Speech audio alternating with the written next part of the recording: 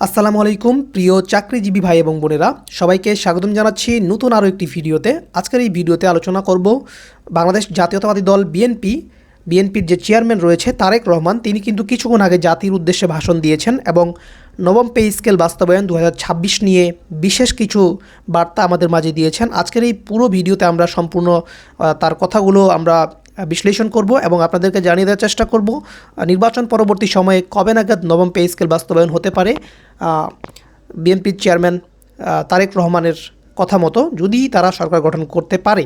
তো এখনও যেহেতু সামনে 12 তারিখ নির্বাচন, তো আমরা এখনও জানি না কি হবে।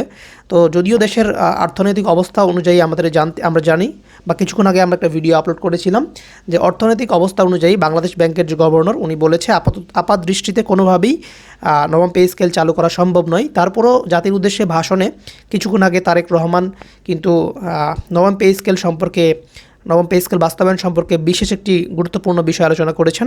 তো চলুন শুরু করব। তার আগে ছোট্ট একটি কথা না বললেই নয়, আপনি যদি আমাদের এই ছোট্ট চ্যানেল নতুন দর্শক হয়ে থাকেন এবং পে স্কেল সম্পর্কিত সকল আপডেট সবার আগে আমাদের এই চ্যানেল থেকে পেতে চান, অবশ্যই এই ভিডিওতে একটা লাইক দিয়ে চ্যানেলকে সাবস্ক্রাইব করে পাশে আসা বেল আইকন বাজিয়ে অল বাটনে ক্লিক করে রাখুন।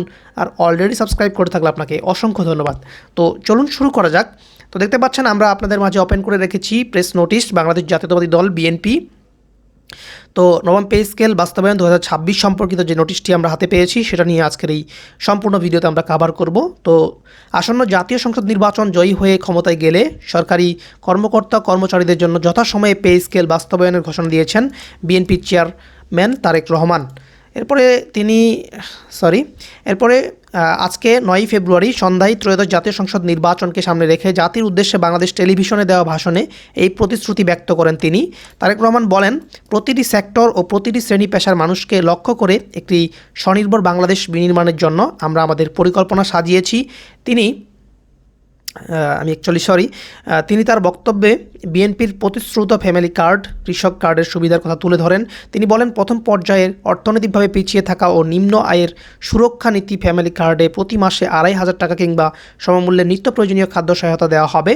আগামী জাতীয় সংসদ নির্বাচনকে সামনে রেখে সোমবার বাংলাদেশ টেলিভিশনে দেওয়া ভাষণে এই কথা জানান বিএনপির প্রধান তারেক রহমান। এরপরে তিনি বলেন, দেশের অর্ধেকের বেশি জনশক্তি নারী শক্তিকে রাষ্ট্র, রাজনীতি, অর্থনীতির মূল ধারার বাইরে রেখে দেশের অগ্রগতি সম্ভব নয়। দেশে মোট 4 কোটি পরিবার রয়েছে। এবার প্রথমবারের মতো দেশের প্রতিটি পরিবারের জন্য ফ্যামিলি কার্ড ইস্যু করার চূড়ান্ত সিদ্ধান্ত নিয়েছে বিএনপি। পরিবারের নারী প্রধানের নামে ফ্যামিলি কার্ড ইস্যু করা হবে। বিএনপি চেয়ারম্যান বলেন, বিএনপি সরকার গঠন করতে সক্ষম হলে শিক্ষিত তরুণীদের 6 মাস থেকে সর্বোচ্চ 1 বছর কিংবা কর্মসংস্থান না হওয়া পর্যন্ত বিশেষ আর্থিক ভাতা প্রদান করার সিদ্ধান্ত তারা নিয়েছে। তিনি আরও বলেছেন, আমরা মনে করি এই বেকার ভাতা একজন শিক্ষিত বেকারকে সে উদ্যোগে কর্মসংস্থান সৃষ্টির ক্ষেত্রে সক্ষমতা অর্জনেও সহায়তা ভূমিকা রাখবে, যোগ করেন তিনি। তারেক রহমান বলেন, প্রতিটি নাগরিকের হারানো রাজনৈতিক ক্ষমতা পুনরুদ্ধারের জন্য আগামী 12 ফেব্রুয়ারির নির্বাচন একটি বড় সুযোগ। দেশের নাগরিকদের রাজনৈতিক ও অর্থনৈতিক ক্ষমতা নিশ্চিত করার লক্ষ্যে ইতিমধ্যে বিএনপি নির্বাচনী ইশতেহার ঘোষণা করা হয়েছে। বিএনপি নেতা বলেন, প্রতিটি সেক্টর ও প্রতিটি শ্রেণীর মানুষকে লক্ষ্য করে একটি স্বনির্ভর বাংলাদেশ নির্মাণের জন্য আমরা আমাদের পরিকল্পনা সাজিয়েছি। বেকার সমস্যা সমাধানে বিএনপির পরিকল্পনার কথা তুলে ধরেন তারেক রহমান। বলেন, বেকার সমস্যা নিরসনের লক্ষ্যে ব্যাংক, বিমা, পুঁজিবাজার সহ দেশের অর্থনৈতিক খাতের সার্বিক সংস্কার ও অঞ্চলভিত্তিক ও অর্থনীতিকে চাঙ্গা করা এবং শিল্প ও বাণিজ্য, দেশি বিদেশি বিনিয়োগ বৃদ্ধির মাধ্যমে বিদেশে 1 কোটি কর্মসংস্থান সৃষ্টির লক্ষ্যমাত্রা নির্ধারণ করা হয়েছে।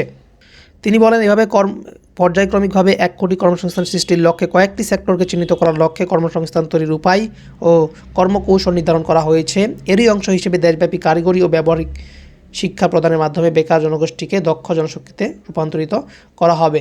তো তিনি কিন্তু সম্পূর্ণ ভাষণে এই নবম পে স্কেল সম্পর্কে এই কথাগুলোই বলেছেন। তো এই ছিল আজকের ভিডিও। আপনারা যারা এতক্ষণ সাথে ছিলেন সবাইকে ধন্যবাদ।